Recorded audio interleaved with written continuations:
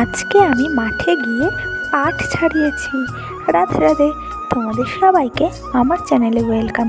তো চলো আজকের পুরো ব্লগটা তোমাদের সাথে শেয়ার করি।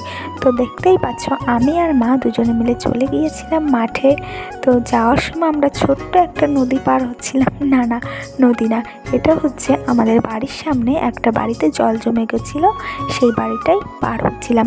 আর এটা দেখতে পাচ্ছ আমাদের মেন রাস্তা, যে রাস্তাটা দিয়ে আমাদের চলাচল করতে হয়। তো ওই রাস্তাটার দুপাশেই কিন্তু জলে ভর্তি। আর যেহেতু দুপাশেই জল হয়েছে আর এখন তো পাটের সিজন, তো সবারই পাট জাগ দেওয়া আছে। তো দেখতেই পারবে প্রায় জায়গাতেই পাট জাগ দেওয়া আছে। আর সবাই কিন্তু এই রাস্তার পাড়ে বসেই পাটগুলো ছাড়ায়। একটু ওয়েট করো, তোমাদের দেখাচ্ছি। দেখতেই পাবে একটা কাকু কিন্তু রাস্তার পাড়ে বসেই পাটগুলো ছাড়াচ্ছিল। আর এখানে দেখো আগে পাট ছাড়ানো হয়ে গেছিলো, সেই পাটকাঠিগুলোই দাঁড় করানো আছে। তো দেখো এখানে একটা কাকু কিন্তু রাস্তার পাড়ে বসেই পাট ছাড়াচ্ছিল। আর এখানে অনেক পরিমাণে পাট জাগ দেওয়া আছে। আর এটা হচ্ছে আমাদের গ্রামের মাটির রাস্তা। দেখো মাটির রাস্তায় একটু বৃষ্টি হলেই জল জমে যায়, রাস্তাটার অবস্থা ভালো না, প্রচুর কাদা জমে যায় রাস্তায়, আমাদের যেতে অসুবিধাও হয়। দেখো মা তো হেঁটে হেঁটে যাচ্ছিল আর আমি তো পেছন দিয়ে ভিডিও করছিলাম। তো দেখো আমরা কথা বলতে বলতে চলে এসেছি মাঠে। আর মা এখানে একটা বাড়ি থেকে জল নিয়ে নিচ্ছিল, কারণ বাড়ি থেকে এতটা জল আনা সম্ভব না।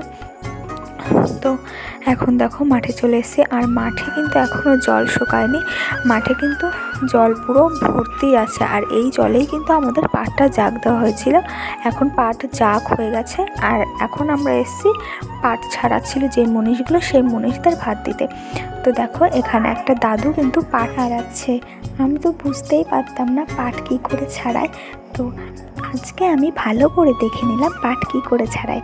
এভাবে একটা একটা পাট কাঠি ধরতে হয়, আর পাটের ছালগুলো এক হাতে ধরা হয়, আর পাট কাঠিগুলো এক হাতে ধরা হয়। তারপরে পাট কাঠি থেকে ছালটা এভাবে ছাড়িয়ে নিতে হয়।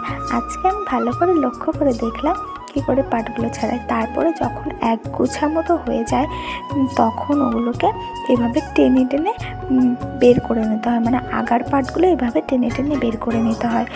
তারপরে জলে একবার ডুবিয়ে নিলেই ব্যাস কি সুন্দরভাবে হয়ে যায় পাটের একটা গোছ। তারপরে এদিকে তো মা সবাইকে ভাত বেড়ে দিচ্ছিল, আর সবাই চলে এসেছিলো, ভাত খাচ্ছিল সবাই। আর সেই ফাঁকে আমি একটু ট্রাই করছিলাম, পাট ছাড়াচ্ছিলাম। আমি কোনোদিনও ট্রাই করিনি, আজকে আমি ফার্স্ট ট্রাই করলাম। তো দেখো একটা একটা করে আমি ছাড়াচ্ছিলাম, কিন্তু তাদের মতো হচ্ছিল না, আমি তো পারছিলামই না।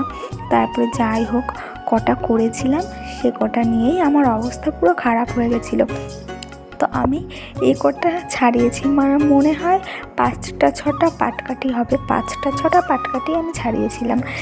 তো সবার খাওয়া হয়ে গেছে এতক্ষণে। তো আমি সবাইকে টাটা করে চলে আসছিলাম, কিন্তু আমি যেই আসছিলাম সেই বাবা আবার ডাক দিল।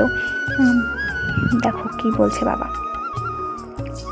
দেখো বাবার পকেটে ছিল 200 টাকা। আর বাবা তো জলের মধ্যে কাজ করছিল, যেহেতু সেহেতু টাকাটা ভিজে যাবে বলে আমাকে বললো টাকাটা নিয়ে যা। তারপরে আমি আর মা নিয়ে বাড়ি চলে আসলাম।